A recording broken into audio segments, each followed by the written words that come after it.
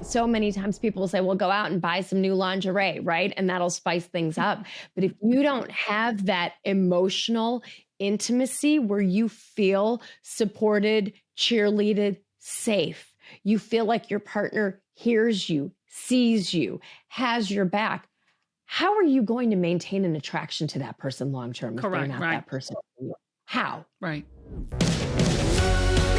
This is the Kim Gravel Show. Let's just go on and spill the tea. This is one of the realest persons I've ever met. My mission is to encourage every single woman. We're here to lift y'all up. There's no one more effective than moms. You mess with the bull, you gonna get the horns. I need coffee, I need Jesus, and I need therapy. If you can bring a smile to people's faces, why would you not? True confidence is knowing who you are and why you're here. Hey y'all, Kim Gravel here, and this is the Kim Gravel Show. And this season, we are leveling up our lives and stepping in. I said it, stepping into our purpose, and we're gonna do it together. But this week is a really, really cool thing. We're gonna be talking about how to bring the right people into your life, create better relationships, with dating, with friendships. We're going to talk about how to level up our relationships, right? Because so many people have reached out to us, Zach, and said, how do I start dating again? I'm single again, or I'm trying to find the right person for my life, or how do I make the right business relationships? Everything about life, Zach, is relationships. Did you know that? And we get so many messages from people that are just like, I've been off the dating market for 10 years and I want to get back in, or I want to start something new. How do I do it? Right. And I think that's hard. It's hard. I can't imagine going back into dating. Our guest that we're having on today, we're talking about relationships and how to level up those relationships. And it really applies to all different types of relationships. But I think for me, and I am a people person. So, I love socialization. I love chatting with people. I love learning about their lives. I love laughing. I love, going out to eat and having, fun. And I love relationships. Not everybody likes people. But this is a true story. It just happened to me. So my kids started going to a new school. True story. So going to a new school. It's a small school, not a lot of people there. So it's not like you get lost in the crowd, right? And plus, like my sister calls me Big Bird because my hair's like chicken scratch. It stands up and I'm taller and I'm bigger, I'm a size 12, tight 12, lose 14, so I'm a woman. But it's true. I mean, look, I love every part, right? You have to love every part of who you are, good, bad, and ugly. Yep. So, it's not like I go in and just fly under the radar, right? I'm loud. Got bright blonde hair. I'm in your face. And so I go to the basketball game one night and I walk in by myself. I paid my $9 at the door, which I need to talk to the school about. That sounds pretty pricey for a little high school basketball game. Yeah, I paid my $9. And I went in there and no one said a word to me. No one said, "You're new. How are you? Welcome to the school. Sit with us. It's nice to meet you." No, I was starting, and now granted, I'm a person that's in your face. It's not like I'm sitting around, I was a wallflower. Right. And so I started second guessing myself. I started feeling like, oh my gosh, you just start doubting yourself. And this one woman, Amanda, came up to me and she was like, "Hey, my name is Amanda. My son plays on this.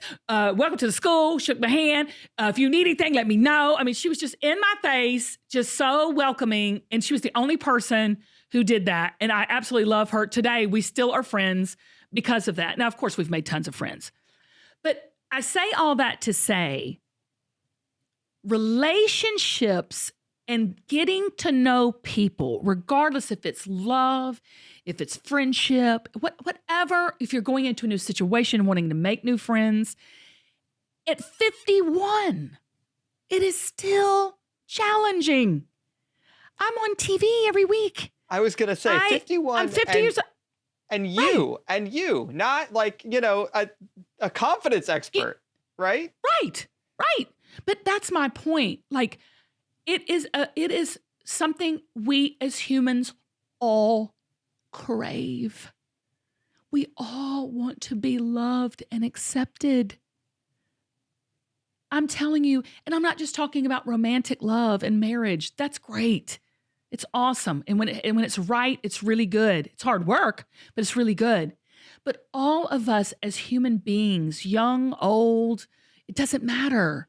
It doesn't matter your age. It doesn't matter your color. It doesn't matter where you're from. None of that matters. We all are born with an innate desire to be loved and seen. And I think we don't work on our relationship skills and how to be proficient in relationships enough. We work on our TikTok. We work on our Instagram filter post. We work on having our kids wear the best little $500 pair of shoes, which you can forget that. That ain't gonna happen in the Gravel house. Okay? We work on our status symbols. We work on looking like we're social. We look on looking like we're successful. But we don't work on our relationship people skills and how to find those right relationships and how to be that kind of partner ourselves. Would you agree with that, Zach? Yeah, 1,000,000%. And I feel like the level up here is like bringing the right people into your life, right? Right. Easier said than done, though, right? Yeah, I have no idea how to do it. But look at our relationship, Zach. I mean, we met, you were the line producer in Kim of Queens, and instantly we connected because you were a person of excellence that wanted to raise and elevate that production. And of course, that's what was my desire was to do the same. And look, even, over 10 years later, we are still connected and still friends, and we're still in a strong relationship together. That is what today's guest, Bela Gandhi, is going to tell us how to do, is to find that person. She calls it an elevator person. I'm going to say it's that level up person in every relationship in your life. And you're saying, can that happen? It sure can. Just wait. We'll be right back with Bela Gandhi. Hey, y'all. Kim Gravel here, and my new book, Collecting Confidence, comes out April 25th. And I want you to come and be a part of our live book launch event at the Gas South Theater in Atlanta, Georgia. Tickets go on sale February 10th, so head to kimgravel.com to get all the details. I can't wait to see you there. Okay, buckle up, Buttercup. It is the season of love, and we have the love master coach of all time right here on the Kim Gravel Show. Bela Gandhi. Let me just give you a little heads up about this woman. She is a powerhouse. She founded the Smart Dating Academy. She's one of the top nation's top relationship coaches. She's helped thousands of people and couples find love. 0 divorces in 14 years. Yeah, she can back it up, y'all. She's been featured on Good Morning America, The Kelly Clarkson Show, Steve Harvey, CNN, ABC, NBC. She is a true professional. She also has her own podcast called Smart Dating Academy, but now she's on the Kim Gravel Show, and we're talking love today. Welcome, Bela. Bela Gandhi. Isn't that fabulous? Isn't that amazing? I'm not often rendered speechless. That was beautiful. I loved it. It is the season of love, okay? I've been married, gosh, how long have I been married, Bela? Long time. Long time. But I still remember those first few dates and really that falling in love experience. And I can't tell you how many people we have that reach out to our show, Bela, that want to find true love, that companionship, that partnership. You've got to help us all right now know how to fall in love, when to fall in love, and who do we need to fall in love with? I got you. Front, back, and side. And so with regards to timing, right? It's peak dating season right now. That's when the getting is good. This is when the new fish have come to sea, the tide is high, and it is. And why does it happen? Because it starts December 26th. It's the day after Christmas. Does it really? Everyone's like, okay, I've had enough of my family, and I'd really like Aunt Sally to stop asking me when I'm going to have a boyfriend or girl, whatever it is. And then New Year's Day comes around. 48% of Americans are unmarried in this country. 118 million single people. So if you feel like you are the last single person on earth, you are not. That is Census Bureau data. And so new year, new me. That's what drives this massive shift and this massive growth in the dating pool. 48% of all people Unmarried in this are country. unmarried. Yes, ma'am. Wow. What I'm hearing you say is there is somebody out there for everybody. I mean, if we've got that many singles out there, surely we can find the right person. You know what I say, Kim? There is a lid to every pot, and there are many lids to your cute little pot, right? Whatever the shape of your little pot is, there is a glass lid, there is a stainless lid, there is a green dented enamel lid, but that lid fits your personal pot just perfectly. So get inspired. All we do all day long is help people find the lid to their pot. So I'm telling you, he is out there, and you have to become a psychotic optimist. Oh, come on now. What have we got to do to find this person? Give us your little short, 1, 2, 3s. How do we start looking for that lid to our pot? First of all, you've got to have the right mindset that the lid to my pot is out there, and I'm going to find him. It's a when, not an if. And that's part of being a psychotic optimist, right? You got to get your mind in the right place, because if you're stuck here, you're going to be stuck through the whole process, right? We've got to clear out the cobwebs of I'm too old, I'm too damaged, I've got too many kids, I'm too heavy, I'm blah, blah, blah, blah, blah. Those are the things that are keeping you stuck. Look around you, ladies. Is it only itty bitty size 0 people in relationships? Hell no. Look at their love comes to all shapes, all sizes. Stop telling yourself the bad story. There is a lid to your pot. Whatever is in that pot, there is someone that is going to embrace it with that lid.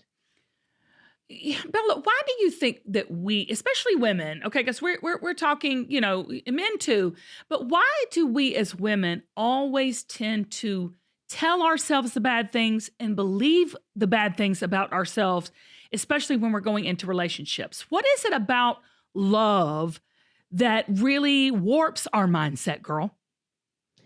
It brings out the most vulnerable parts of us, right? Finding the right lid to your pot, there's nothing more important. And yet it's the thing that we're most tender about, right? And we could have wounds from things that our parents told us. God bless them. They tried their hardest, but we hold on to those things, and those tapes play over and over again. Maybe we had a toxic ex or 2 or 7 that told us similar things. And so now what?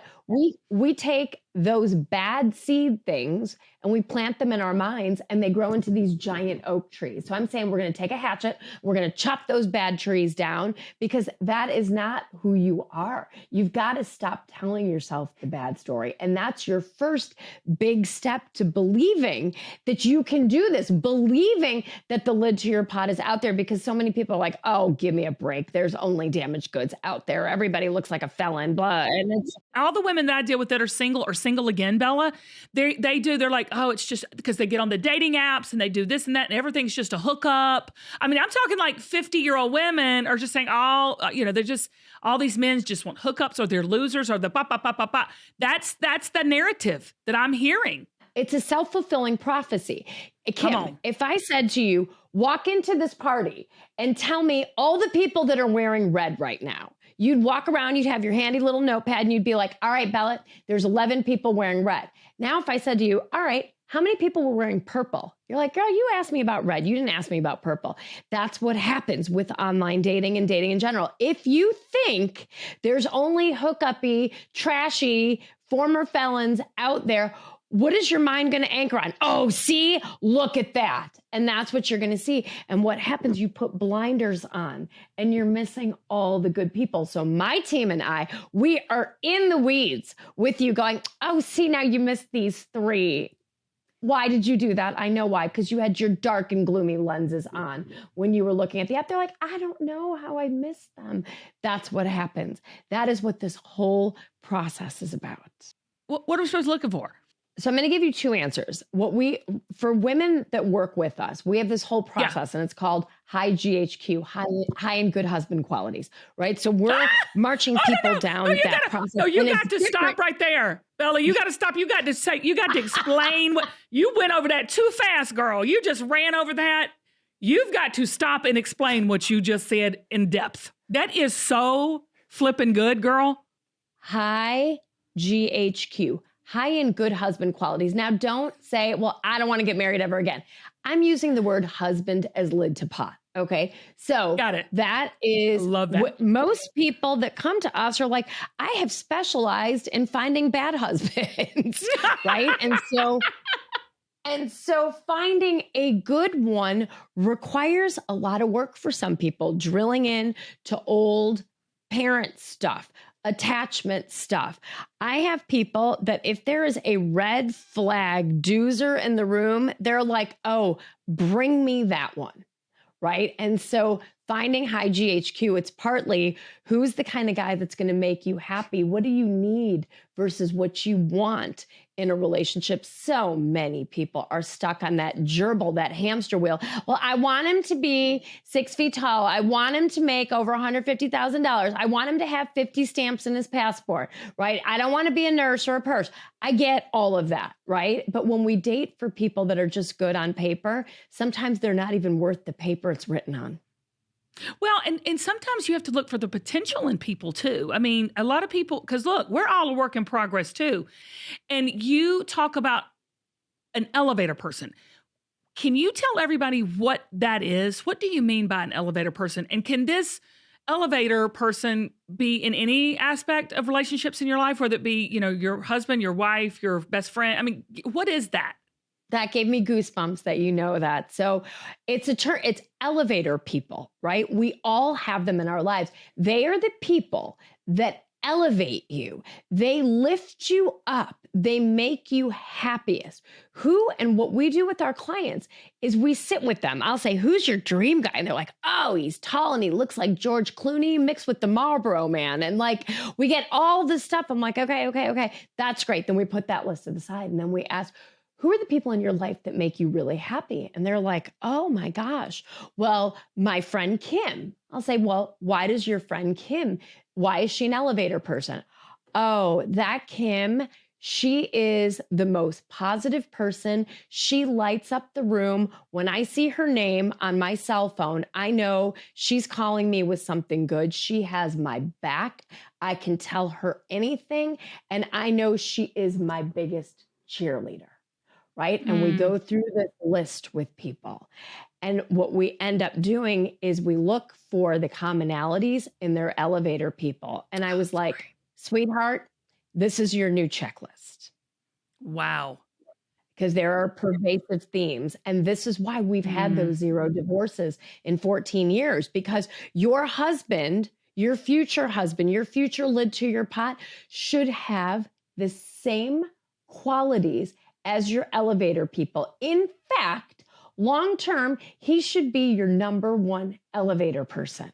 When I did my TED Talk, I literally had people say to me, what if my husband is not an elevator person for me? I said, then you need to watch this together and you need to talk about this. You need to open up the conversation because maybe he thinks he is, but you're not getting what you need to be elevated. Use this as a conversation. Okay, I'm gonna step out here because it just hit me when you were talking about this and people in current relationships. Is it possible? And it's like some women might be listening to this, some men might be listening to this, and they're having a rocky time in their marriage. Seasons. Marriage ebbs and flows. From what Tribe Side Experience says, it's hard. It's hard, Bella. Hard.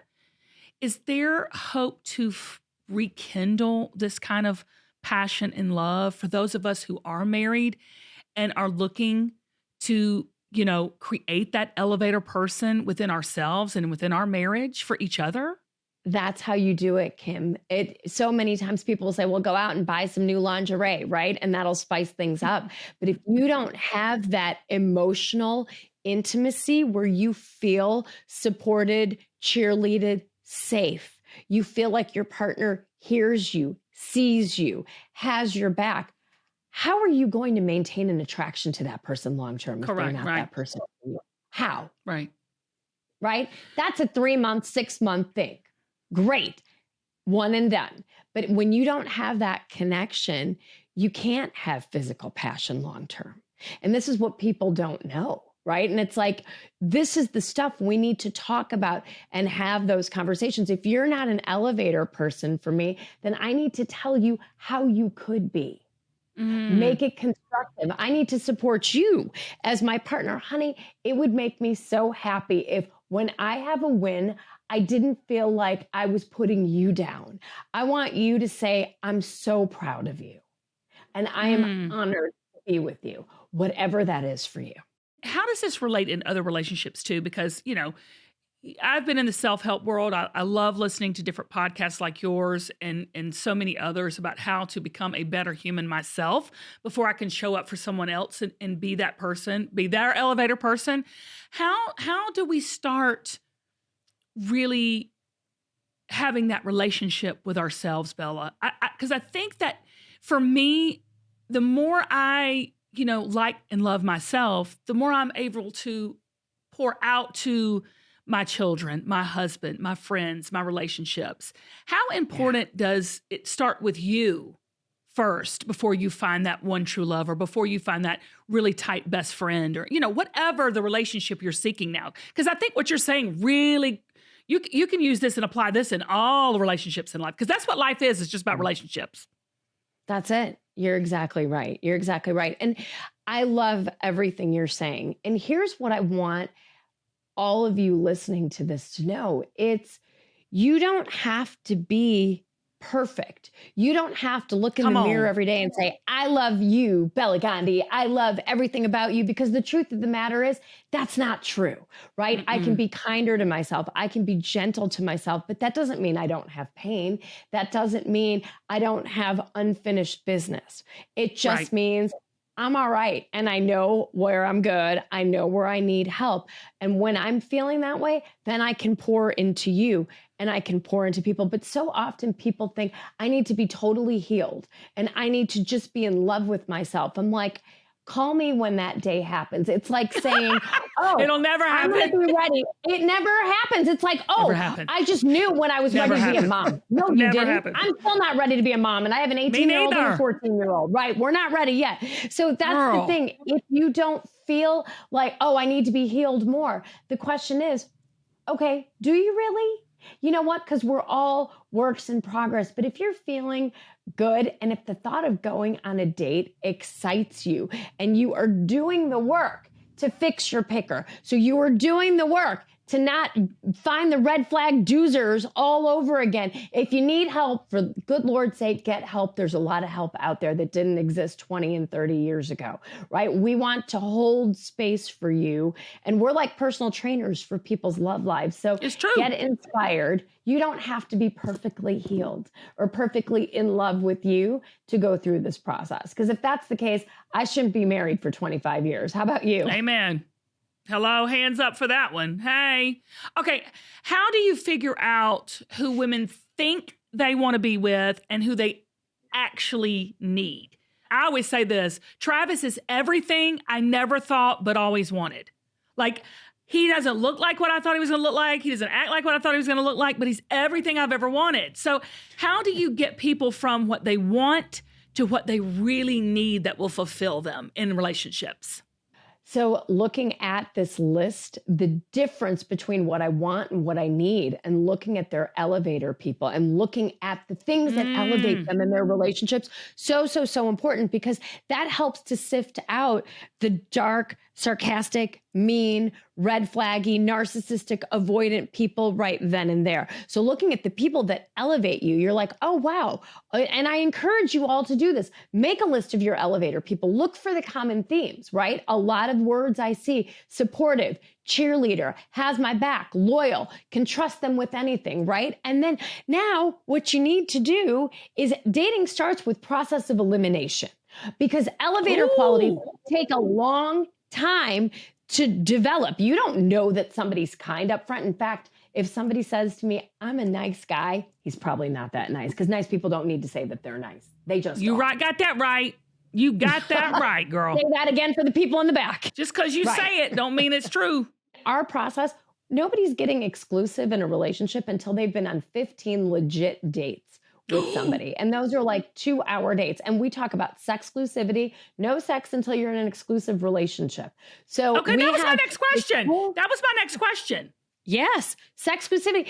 Ladies, when you're having sex with people, you are emitting oxytocin in elevated levels that come out through orgasm, or heck, for a lot of women, even just making out with somebody. That is the chemical that makes us feel cuddly and affectionate. When you give birth and your milk comes in and you bond with your infant, it's oxytocin, right? So suddenly you have sex with your mechanic because you think you need a bender. You're chemically oxytocin bonded to your mechanic tomorrow. Now, I'm not saying your mechanic isn't your guy, but if you know he's red flags and he flirts with everybody, you have just now imagine an umbilical cord between you and him. That is what you have just done. Girl, we could have a whole podcast on that. I mean, you say it's so medically sound and it sounds so great, but this is how I grew up hearing it. Why buy the cow when you get the milk for free? That's how you're talking about milk. We talking about, same time. That's how I heard it growing up, Bella. Like there is some truth to, like, now you're telling me there's chemical reactions that prove that. And plus you don't know that person. Am I being too old fashioned? People tell me I'm like a little farty McTardy. Like I'm just like an old fart. I will be an old fart because I totally agree with everything you're saying. And let me tell you this. This has nothing to do with age. I work with plenty of people over 50 and they're like, I had to wait for more than 5 dates. I was like, okay, no. So no, we're not old farts. They're horny and old. They're horny and old. Well, thank goodness if you're horny and old, good on you, right? But the thing is, congratulations. Keep your pants on right now, okay? Until 15 dates, okay? And let me tell you this. Define a date. The dates are not, oh, he said he's going to make me dinner. That is the oldest trick in the book. Okay. Right. There's Frank Sinatra playing in the background, 2 bottles of wine. Oh, it's his place. Oh, there's a bed. And a Triscuit and 2 slices of cheese. That ain't dinner. That's not dinner with Cheese Whiz. No, thank you. Right. And I mean, right. A can of cheese is not dinner. So no. And even if it's a good dinner, and even if he makes the effort on date 3, that doesn't mean that you're going to sleep with him. I work with men too as a coach, and they're like, if I ask a woman to come over and I'm going to make her dinner, she knows she's coming to my place. She knows that there's a bed. I've got a 3 in 4 chance of getting laid. And I'm like, ladies, look over here. So we don't go to each other's houses over those 15 dates. I love you. We're going for walks. We're going bowling. We're going mini golfing. We're going whiskey tasting, wine tasting, skydiving, carnivals, you name it. Have fun together. See what this person's like in different situations. See if they're competitive. If they don't like you winning, you can tell a lot by someone if you know what to look for. And again, process of elimination. When they throw down a red flag, bye. I love your candor, and I love how earnest you are in saying this message. I can tell it's so passionate for you, but you are saying truths that I think our modern day society with online dating and texting and TikTok and all of that we've kind of dumbed down the actual excitement and the anticipation of falling in love. To me, that's, honey, after 20 something years, that's what I'm hanging on to because I remember that time. Okay. Because we sure don't have that right now. And, we're in the throes of raising children. We've got elderly parents. I mean, we are in the throes of real life. But when you can look back at those 15 dates, 20 dates, 6 months, whatever, and you can remember those butterflies and all of those times, Bella, isn't that what some of the payoff, isn't that part of the process? I don't know. Call me romantic. I don't know. In general, I'm going to say something about dating with butterflies in your stomach. Okay.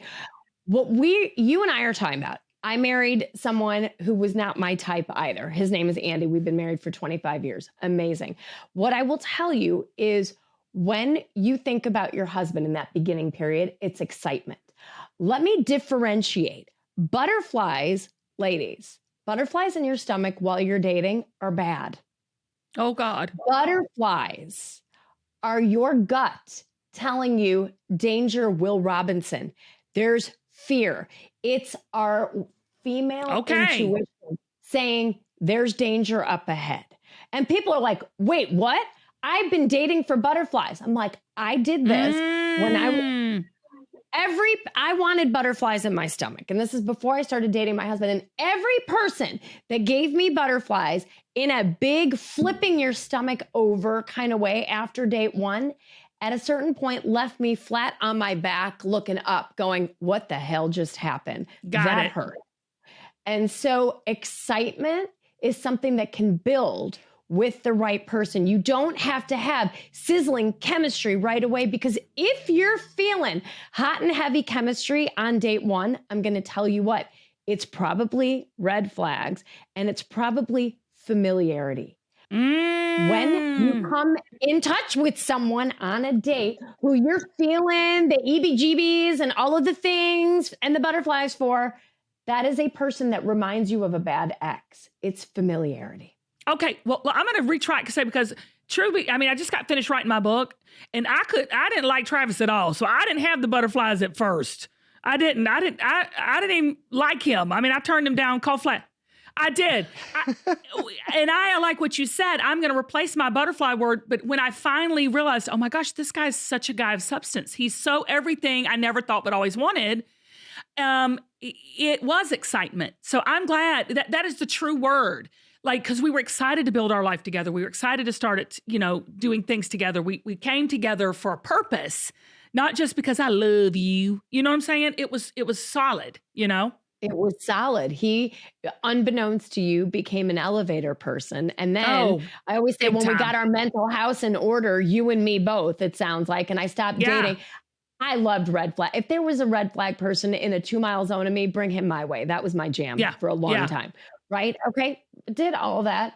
But you're right. My husband never gave me butterflies. It was exciting when we first got together, but it was always easy. Lust is nature's way of tricking us into attachment. That's what happens. And so it's okay for those feelings to change. It doesn't mean we've fallen out of love with somebody. It just means we've gone from that, I want to have sex 3 or 4 times a day. There would be no humans left on earth if we were all having sex 4 times a day anymore. I'm exhausted just saying the word sex, much less having it. Okay, all right. I've got one more question for you. Every guest we have on, we do what we call a rapid fire. So I'm going to ask you a question, and I don't want you to even think about it. Just say the first thing that comes to your mind, okay? Okay. I know you're not going to have a problem with this at all. What are the biggest signs that a man is toxic? Too fast and furious. Love bombery. Grandiose gestures. Too much too soon. Ooh. Has bad relationships with a lot of people in his life. Wow. Says he's not looking for any drama in his online profile. The man that says he doesn't want any drama in his profile is the one that will cause you drama. I hope people are taking notes. What are the best traits in an elevator person? The best traits are someone that loves you. I tell women all the time, I want you to be with a guy that likes you just a little bit more than you like him. 51, oh, gosh, that's a grandma. 49. Grandma used to say that every time. Oh, gosh, say that again. Yes, yes. He should like you just a little bit more than you like him. And there's a lot of research behind, right? These are old, tried and true adages that our grandparents would say. But if you look at it, there's a lot of research why that's actually good. When men feel like they've traded up a little bit, whatever, they've swam out of their lane just a little bit, they're like, look what I got, right? And so 51, 49, that's it. What is the one thing you can do to make sure you're finding an elevator person? Date slowly and know what your elevator people look like to you. Do the exercise. And if you don't know what a supportive, cheerleadery, kind person is, get help around this. The more toxic relationships you get into, you build those neural pathways deeper and deeper. At a certain point, we have to stop the madness and get the intervention and get the help. I have a team of people, right, that help clients. Get your therapist, get your coach, build your village of people and help you get out of those patterns. There are therapists that do EMDR for trauma, right? If you have had trauma, and it doesn't just have to be abusive sexual trauma or, going through war, it can be what's called CPTSD, complex PTSD for relationship trauma. So there's so many people and so many resources out there to help you. If this is resonant, get the help. You are worth it. Celebrity crush. Your favorite celebrity crush? I am kind of in love with Theo James right now, but who isn't? He's nice. So cute. Oh, so adorable. Oh, right. Theo James, Divergence, White Lotus, second season. Please. Yes, and thank you. I love Matt Damon also, right? Like okay. Matt Damon, Jason Bourne. Yeah, I have a lot. I could just keep going, but you don't want to hear them all. Gotta have them, girl. Gotta have them. Gotta have them. Okay. Look, I want to tell you, Bella, you got to come back. We got to come back. We've got to reach out to somebody. We got to get them some dating help because you are the real deal Holyfield. I'm telling you, you are amazing. And I love how you're bringing this old school type, what we've heard growing up, back into a modern day society because it works, right? It works. Let's bring some logic back in a world of disposable people on dating apps. Let's bring a process back. I grew up with a poster in my house that my chemical engineer dad put up called the 21 Rules for Success in Life. And 16-year-old me looked at it one day when I came home. I'm like, why did he hang up that janky poster with the cheap black frame? He wanted to tell us something. He's not a big talker. And it said, rule number 1, marry the right person. This one decision will determine 90% of your happiness or 90% of your misery. Was he right or what? There is a process to doing this. If it's 90% of your happiness or misery, shouldn't there be a way to do this? And that's the impact we want to have in the world. There is a process. There is a right way to do this. Do it. Okay, everybody go and follow Bela Gandhi, and her Instagram is at Smart Dating Academy. Listen to her podcast. It's called Smart Dating Academy.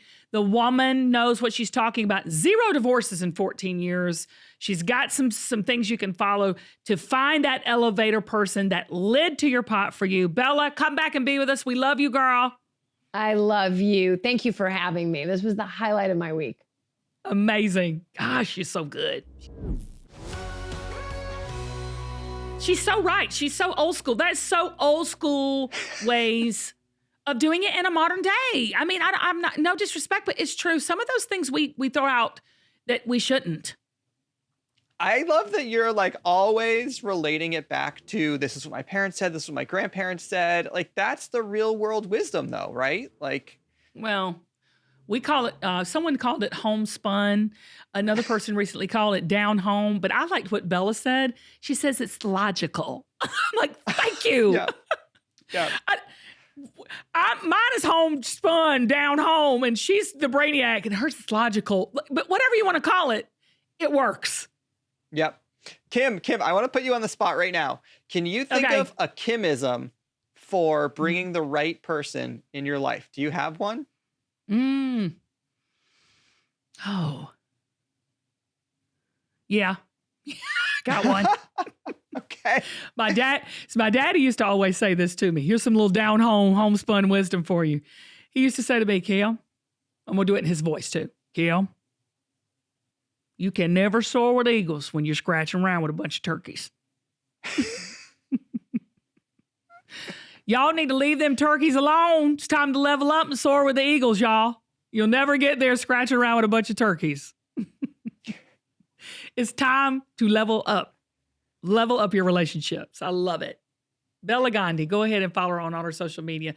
Hire her as her coach. I'm gonna let Amy know she's available for coaching. I think Amy can use it probably. I do. I'm gonna call her. Bye, y'all. Bye, everybody. you got to buy my book to realize how Travis and I fell in love, because he chased me like a dog in heat. Okay, I didn't even like him. I thought he was. I mean, I tell you what, that poor dude. Poor Travis went through Oh my so God. much. I was Kim. like, let it go. But you were worth it. Well, yeah. Well, don't ask him now. Let's just say yes and move on. Like, you know, Amy, she's not a fan of people. You know, she keeps so her. mean, Kim. It's so She true doesn't though. like people.